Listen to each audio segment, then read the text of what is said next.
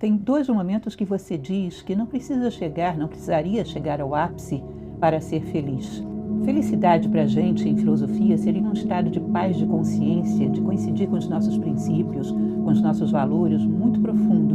O que é felicidade para você? Conta pra gente. Hoje é diferente. Eu acho que, antes, quando eu nasci, eu era pobre, não tinha dinheiro, era muito humilde. Eu pensava que quando eu tivesse dinheiro, ou se eu fosse famosa, se eu fosse igual as pessoas que eu via na televisão, eu ia ser feliz. Então, começou essa minha batalha na vida para ter essas coisas que eu achava que quando eu tivesse, eu ia ficar feliz. E à medida que eu fui conquistando uma ou outra, eu queria mais. Então, se eu achava que eu tinha que ter uma casa, né, porque eu não tinha, aí quando eu tive, aí a casa tinha que ser melhor. Aí, se eu achava que tinha que ser famosa para ser feliz, aí agora tem que ficar mais famosa. E era sempre assim, eu alcançava e tinha que ter mais. E depois de um tempo, pouco tempo na verdade, de pouco tempo para cá, eu comecei a entender que não tem nada a ver com as coisas externas e comecei a mergulhar para dentro de mim para entender por que eu nunca estava satisfeita, por que nunca era o suficiente. E hoje, quanto mais eu vou aprendendo, né, eu tô começando, tem 2 anos e meio que eu comecei essa jornada. E quanto mais eu vou mergulhando, eu vou entendendo que ser feliz é aceitar a vida como ela é, entender que a gente tem uma tendência de querer que todos os momentos da vida sejam alegres, né? A gente não quer sentir uma tristeza ou um aborrecimento, um problema. E hoje entendo que ser feliz é você lidar com eles de uma maneira tranquila, entendendo que passa. Tem a parte boa, daqui a pouco tem uma parte que pode não ser tão boa. E lidar com isso de uma maneira tranquila, com a certeza de que está tudo certo do jeitinho que deveria ser, para mim, isso é a felicidade hoje. Essa é uma satisfação. Uma aceitação. Uma aceitação total. Hoje existe uma escola de filosofia que está muito na moda, que é o estoicismo, que eles chamavam isso de amor fati. É amar a vida da maneira como ela se apresenta. Não só aceitá-la, mas amar. Sim. Entender que a natureza sabe melhor do que nós o que é bom para a gente. Né? Com certeza. Você trouxe algumas perguntas também para fazer? Eu trouxe perguntas para você. Ai, eu fiquei pensando muito para trazer essas perguntas. Como que você acredita que a filosofia pode ajudar a gente a lidar com a complexidade e a incerteza do mundo nesse momento, do mundo moderno agora, né? Quais são os conceitos filosóficos que você acha que são mais relevantes para os desafios atuais, principalmente para os jovens adolescentes? O que eu acho mais complexo no dia de hoje é a falta de identidade das pessoas, falta de um sentido de vida. É claro que no meio de tantas ofertas, se você não sabe fazer escolhas, fica perdido, porque acaba sendo escolhido pelo meio, né? Acaba sendo escolhido pela moda, enfim. É fundamental que a gente saiba onde queremos chegar com tudo isso, que a gente pare e pense que tipo de ser humano eu quero chegar a ser em algum momento da minha vida. Colocar a nossa imaginação ali nos últimos momentos da nossa vida e imaginar, eu quero construir tal ser humano. Essa é a minha obra-prima. Eu quero chegar a esse ponto. E desde esse momento direcionar a nossa vida para esse ponto. Se nós não temos um referencial de direção, não temos como ter valores, porque valor você estabelece a partir do momento que você sabe onde quer chegar. Tudo que te leva nessa direção é bom, tudo que te leva na direção contrária é ruim. Quem não quer chegar a lugar nenhum não tem como ter valores. E acaba não tendo identidade e sendo arrastado pelas tendências mais loucas da sociedade. Nós temos um mundo que tem muitas ofertas, mas muito poucas realmente humanas, muito poucas realmente humanizadoras. Então eu considero que alguns elementos que a filosofia nos aporta são fundamentais. Ajuda a gente a se localizar no mundo, a ter balizas, saber quem somos nós, aonde queremos chegar com tudo isso e fazer as escolhas adequadas para chegarmos lá. Eu acredito que vida é oportunidade de crescimento, que nós estamos aqui para crescer, para sairmos daqui maiores do que chegamos, para fazer diferença para o mundo, para o outro, para mim mesmo, para não viver em vão. E para isso a gente tem que saber exatamente onde queremos chegar, para que nós possamos ter as escolhas adequadas. A vida não é tão longa assim, né? 7 décadas, 8 décadas, e lá vamos nós. Ela é curta para a gente ficar solto a esmo, fazendo escolhas sem nenhum sentido. Então, para a filosofia, o fundamental é você ter um balizamento de sentido de vida para que você saiba a sua verdadeira identidade. A minha identidade, o meu nome interno está lá no horizonte, é aquilo que eu quero chegar a ser. E isso me permite escolhas desde já. Ai, eu fico te escutando sempre. Lá no documentário, Anitta, tem mais uma passagem que você está na praia vendo o dia nascer. E eu achei muito bonito aquilo, porque você parece que fica deslumbrada com o dia nascendo, né? É realmente um espetáculo maravilhoso. Eu sempre costumo dizer que nascer e pôr do sol dá uma imagem muito próxima de Deus. porque é um momento onde nada sobra nem nada falta. A gente não colocaria mais uma corzinha no nascer do sol, nem tiraria nada, ele é completo, ele é uno. E esses momentos onde a natureza nos mostra a unidade, é como se fossem pegadas de Deus, né? Porque Deus é a unidade. Então, dá uma oportunidade da gente ver a Deus em todas as coisas. E me pareceu que você ali estava exatamente vendo uma pegada de Deus. Eu queria saber como é que você vê Deus, qual é o teu contato com Ele. Então, eu acho que a minha vida nesse momento se resume antes e depois de eu decidir mergulhar no autoconhecimento, assim.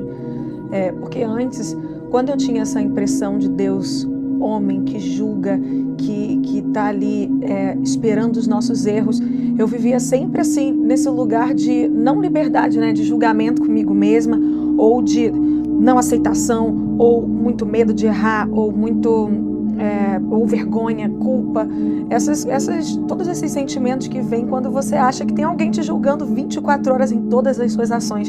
Então antes eu tinha essa visão de Deus, né, o Deus julgador, que não pode, isso é feio, isso é bonito. E depois que eu comecei a mergulhar em mim, eu vejo Deus como uma consciência, eu vejo que todos somos Deus, eu sou Deus, você é Deus, Ele é Deus, todos somos Deus. Os animais que estão na minha casa são Deus, a comida, as plantas, eu vejo que tudo é Deus. E eu sinto que está tudo conectado, assim, sabe? Às vezes quanto mais eu me conecto, parece às vezes que eu estou num contato direto com Deus. Eu quero uma resposta, parece que Ele liga e fala aqui, ó, essa resposta aqui é isso aí, sabe? É tão rápido assim, quando você está atento, às vezes eu estou tão atenta que eu vejo as sincronicidades em tudo, assim.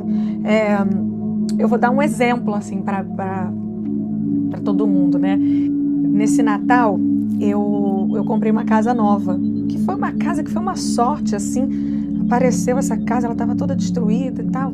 Aí eu fui renovando ela à distância e eu não acompanhei a obra da casa, sabe? Então, quando eu vi a casa 2 vezes só, 3, antes dela ficar pronta. Daí, quando ela ficou pronta, foi bem no Natal. E no Natal é a noite que eu mais gosto, assim, do ano, porque tá a minha família toda junta. Eu tenho uma família grande, então eu amo celebrar com todo mundo junto. Meu pai e minha mãe finalmente aceitaram estar juntos no Natal, então a gente tá sempre junto, é perfeito. E aí, a casa ficou pronta no Natal. Todo mundo falou que 6 meses não era o suficiente, e a casa ficou pronta. Quando eu cheguei, era uma casa tão linda. Eu fiquei assim, que eu fiquei, gente, será essa casa é minha? Não dá pra acreditar, né? Nossa, parece mentira. Nossa, parece que não. E aí minha família chegou e ficou, nossa, caramba, não dá pra acreditar nessa casa. E eu fiquei com essa sensação que hoje eu entendo que será que eu mereço uma casa dessa? Sabe, assim, uma sensação de tipo, uau, que casa perfeita. E aí na noite de Natal, no dia 24, quando ia começar, assim, caiu a noite, o meu cachorro sumiu. E acabou a noite de Natal pra mim. E pra toda a família. A gente ficou procurando o cachorro na rua, em tudo quanto era lugar. E nada do cachorro, dormi. Peguei no sono, assim, mais ou menos. O cachorro dormiu desaparecido. E aí no dia seguinte, eu ainda procurando o cachorro, eu peguei assim e fiquei, gente, minha mãe, como eu não acredito assim em Deus, num Deus que um homem que eu vou pedindo, vou falando, eu acredito em mim, na minha energia, na de quem está em volta hoje. Eu acredito em Deus, um poder maior, um amor incondicional, assim. Mas eu acredito em todos os anjos, acredito em tudo, assim, eu acredito em tudo. E aí eu fui rezando para quem tivesse ali a fim de me ajudar, que fosse minha avó que faleceu, ou um espírito anjo da guarda, ou um São Gabriel, um São Miguel arcanjo. Eu fui rezando para tudo que pudesse. Eu falei, pô, me dá uma luz, gente, por que meu cachorro fugiu? O que aconteceu? Um orixá, alguma coisa. E aí, quando eu acabei de fazer essa reza, assim, esse pedido, o meu primo ouviu o meu cachorro latindo embaixo da minha casa. Ou seja, o cachorro entrou, ele cavou um buraco e foi para baixo da casa e não estava mais conseguindo sair. Daí a gente chamou os bombeiros e os bombeiros, depois de tentarem muito tirar o cachorro, falaram, olha, só tem um jeito de tirar o cachorro, quebrar a casa inteira para saber aonde que ele está embaixo da casa. E aí eu fiquei, caramba, vai ter que quebrar a minha casa, poxa, a casa tá tão bonita. E aí eu parei e pensei, olha isso. Eu estava aqui com uma sensação de eu mereço uma casa tão perfeita, a casa tão bonita, é isso mesmo? Rapidamente o universo me responde, bom, se você está achando que não merece, a gente dá um jeito da casa ficar menos perfeita. E quando eu identifiquei isso assim, eu comecei a meditar sobre isso, sabe? e pensar, não, eu mereço a casa perfeita, eu trabalhei por ela, eu lutei muito, eu não tinha nem casa para morar e agora eu tenho essa casa, eu mereço. Eu mereço que o cachorro saia vivo, eu mereço que a casa continue perfeita. E fiquei meditando nisso, sabe? E assim, uma horinha depois de eu começar essa reflexão, o cachorro mesmo encontrou o caminho. Eu fiquei meditando ali perto de um buraco onde ele poderia sair. Ele mesmo encontrou o caminho e veio até mim. E veio assim, até um lugar onde os bombeiros conseguiriam tirar ele. Então, para mim, Deus é isso, assim, é o que você acredita também, sabe? É essa resposta, é essa conexão, essa consciência que eu acho que todos compartilhamos juntos. É o meu pensamento. Eu costumo falar com os meus alunos a respeito de um exemplo indiano, talvez você já tenha visto em alguma palestra minha, que é a ideia do Sutratma. E diz que cada um de nós é como se fôssemos uma pérola de um colar. A gente busca a essência dentro de nós e quando encontra essa essência percebe que ela é só um momento de um fio que passa dentro de todas as coisas. Quanto mais a gente busca essa vida interior, quanto mais busca essa essência em nós, mais se aproxima também dessa realidade una, dessa realidade absoluta. Eu gosto muito de uma passagem que Carl Jung, num documentário que ele fez uma ocasião, uma entrevista para a BBC, perguntaram para ele se ele acreditava em Deus e ele disse, eu não acredito, eu sei, eu sinto, eu tenho um contato com isso é uma realidade para mim.